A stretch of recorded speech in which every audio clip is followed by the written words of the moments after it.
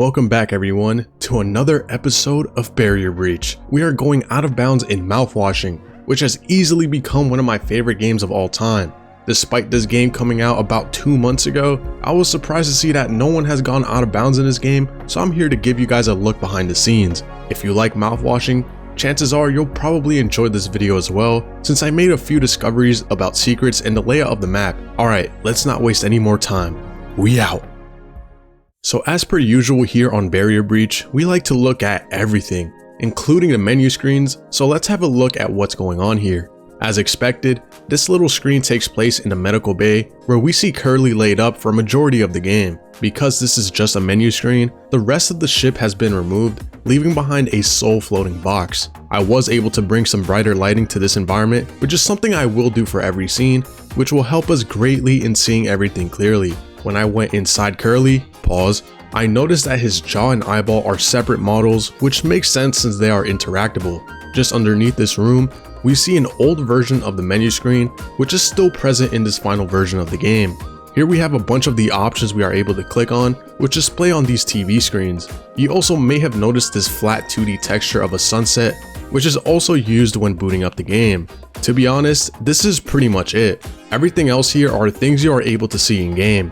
The only things worth noting here are these books I found scattered throughout the room with the title Up or Down Illusion of Choice, which is a reference to another game developed by Wrong Organ called How Fish Are Made, which is equally as high quality and thought-provoking as this one.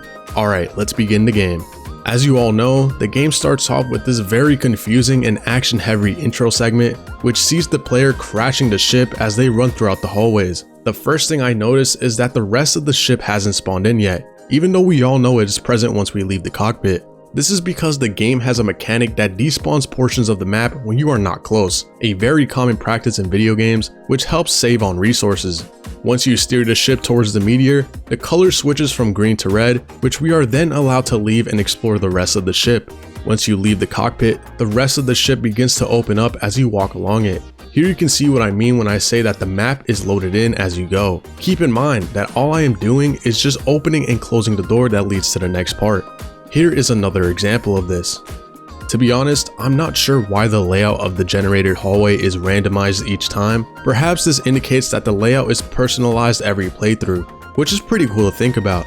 Once we make impact, we are then teleported to the main ship environment. So really quick before we explore the ship, I wanted to show you guys this random thing I found, which is the emergency key just floating way above the map. My best guess is that the intro segment we just explored actually takes place up here, which makes sense since the layout of that is completely different to the one we see throughout the game. Coming back down, we see our crewmates having a chat at the table. We will see them numerous times throughout the game, so let's focus on some other things.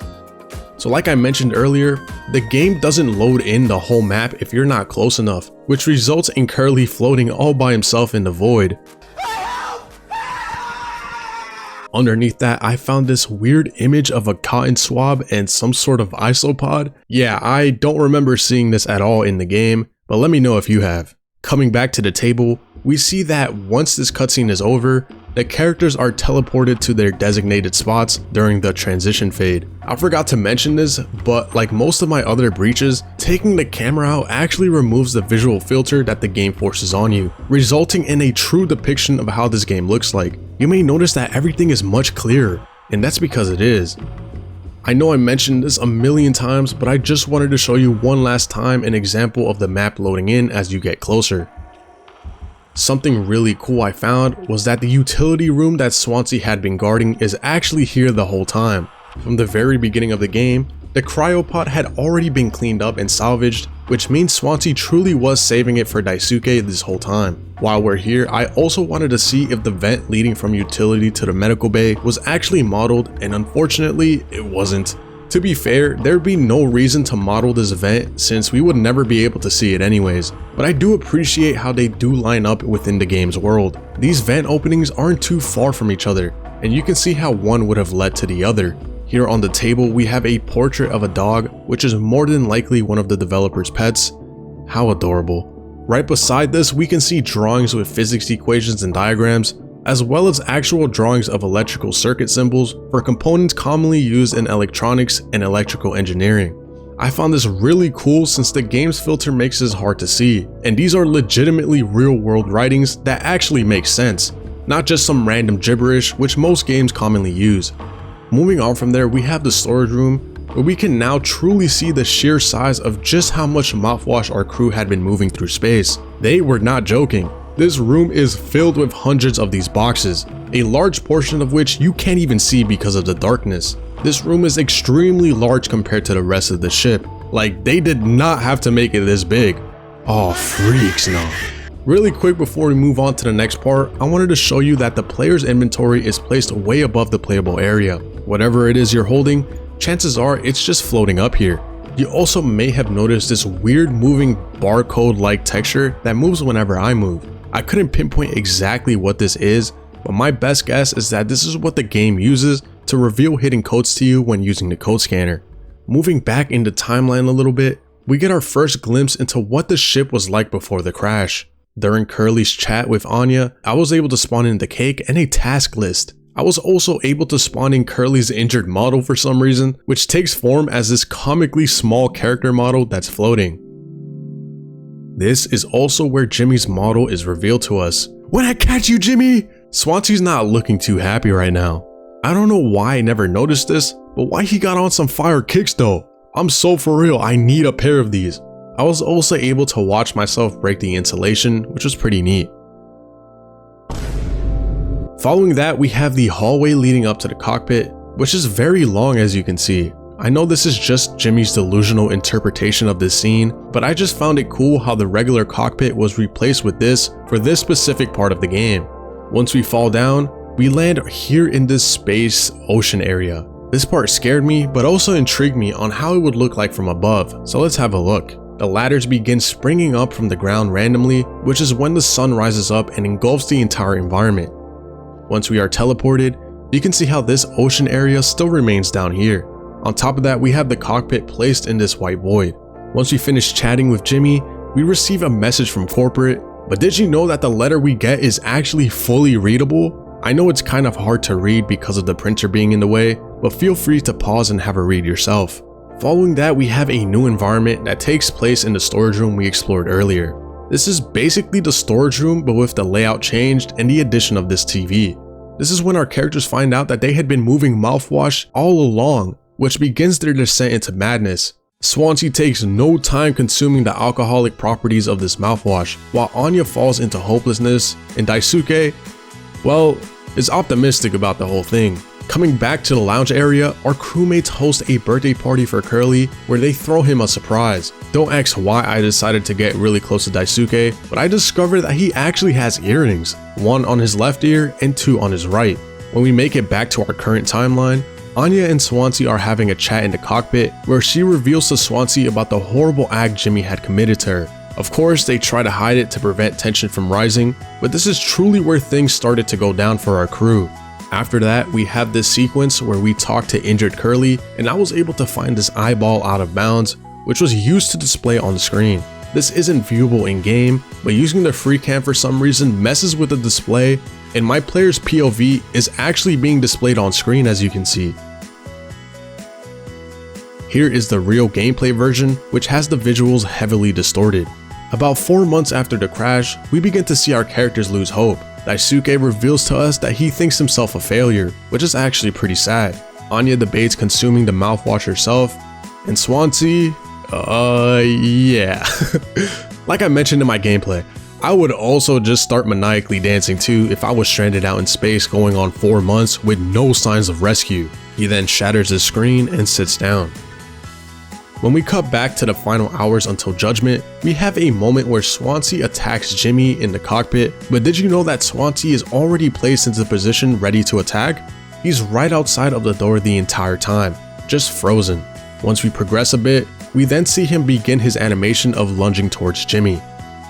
When we come back to the current timeline, it is revealed to us that Anya has locked herself in medical with Curly, but the actual room is not spawned in. Here we can also see a rare mechanic used in this game, which allows Daisuke to follow us. As you can see, he merely just teleports closer to the player when out of view. I was also able to get a full view of the ship in this wrecked state, where you can clearly see how destroyed the environment had become, a sharp contrast to its much more polished state prior to the crash. By the time we come back, the game forces this visual artifact glitch, which prevents us from seeing what's in this part of the room. By using the free cam, we can see how it's actually hiding this, which we already pretty much knew was what lied in that area. It really is heartbreaking that this ultimately ended up being Anya's fate. She really did deserve so much better. So we make it to what I consider to be the scariest part of the game, where we have to go down this demented version of the storage room. As we go down, the room becomes more and more convoluted until we finally reach the bottom.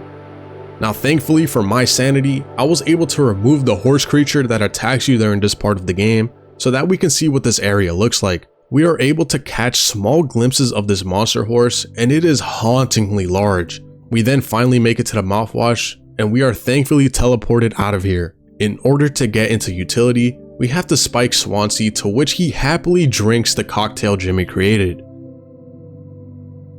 While our screen is black, the chair tips over and Swansea is teleported into this position. We kinda saw where the vent led to earlier, but I just wanted to make sure it didn't spawn this time around. This is what Daisuke climbing into the vent looks like.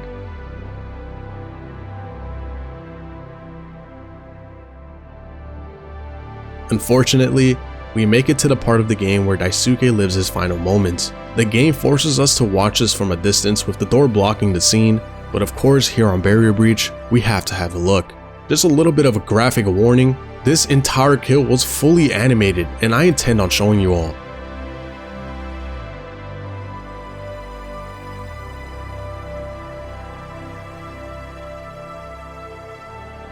Skipping forward a little bit, I discovered that Swansea is placed right here as you grab the gun. Once you open the door, he begins his animation of running towards Jimmy. Leading up to the moments of the crash, Curly's character model is revealed to us during his talk with Jimmy. Even though the rest of the ship despawns after this, Curly's model remains here. Too bad for him though, cause shortly after he's getting feasted on. So nearing the end, the game sort of takes this ambiguous approach when it comes to Jimmy's path towards making things right. This manifests as these large, weird vents that lead towards Swansea, which is where he gets to see Daisuke for the last time. Well, not really. The vent then becomes a hallway that curves downwards, where you fall down this super long tunnel. First, I wanted to make a stop here, which has a bunch of graves and flowers. There's also this coffin, and to my surprise, Daisuke's model is actually in here. This was such a cool discovery, since you only catch a glimpse of this area for maybe a second or two before continuing to fall. I love that the devs went above and beyond and actually had Daisuke in the coffin, even though you can't see what's inside. Once we land, we have to traverse another set of vents before finally reaching Swansea. So this boss fight with Swansea takes place in a separate scene in this graveyard area. This is also where Swansea's final monologue takes place, but I'll come back to that later. I first wanted to start off by removing the fog. I'm gonna try my best to get some footage of Swansea roaming this area.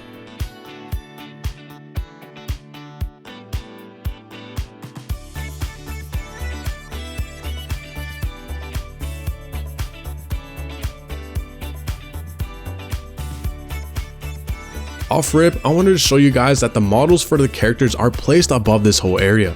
If you remember, the characters are only shown as shaded out silhouettes, and this is how it actually looks like when the filters are removed. I always wondered how they were able to get that shot of them talking, and it's cool to finally see how. Finally, at the end of this weird dreamlike sequence, we emerge from the inside Curly. Pause again, where we have to confront what Jimmy has done. After successfully completing this puzzle, the TV turns on and we get this really awesome visual of Jimmy talking to Curly. The TV is merely just grabbing the visual from a camera out of bounds, which is where this whole thing even takes place. Here you can see this 2D image of space that the TV uses initially, but is also the same exact asset used as the skybox, which I also enabled. Even though I don't like Jimmy, I will admit that this part along with the music was very moving and was overall great imagery to portray these final moments. Once we snap back to reality, kinda, we have our first encounter with this horrendous alien centipede creature, and this is just disgusting. Finally guys, we have the end of the game where we carry Curly to the cryogenic pod and lay him to rest inside. Jimmy, saying his final goodbyes, slowly walks off screen where he deletes himself. Unfortunately, there is no animation of him doing the act, as he just stands there idle while Curly freezes up, unknowing of his fate as he falls into a 20-year cryogenic induced sleep. Before we go, I really like how the devs textured this entire pod to have this freeze effect, not having it for just the inside. So that is it for this episode of Barrier Breach. I was really excited when I discovered that I will be able to no clip and go out of bounds in this game, since I thought this was such a beautiful experience and I had to know what went on behind the scenes. Chances are if you're watching this, you're just as in love with Mouthwashing as I am, so I wasn't too worried about spoilers or anything like that. This game has quickly risen up as one of the top indie horror games as of recent, and I hope I was able to give this game's community and fans a little more content to watch. Anyways, that's it for me, and I hope you learned a thing or two about this wonderful chaotic story we call Mouthwashing. I'm Blindfire, and I'll see you on the next one. Peace out, fellas.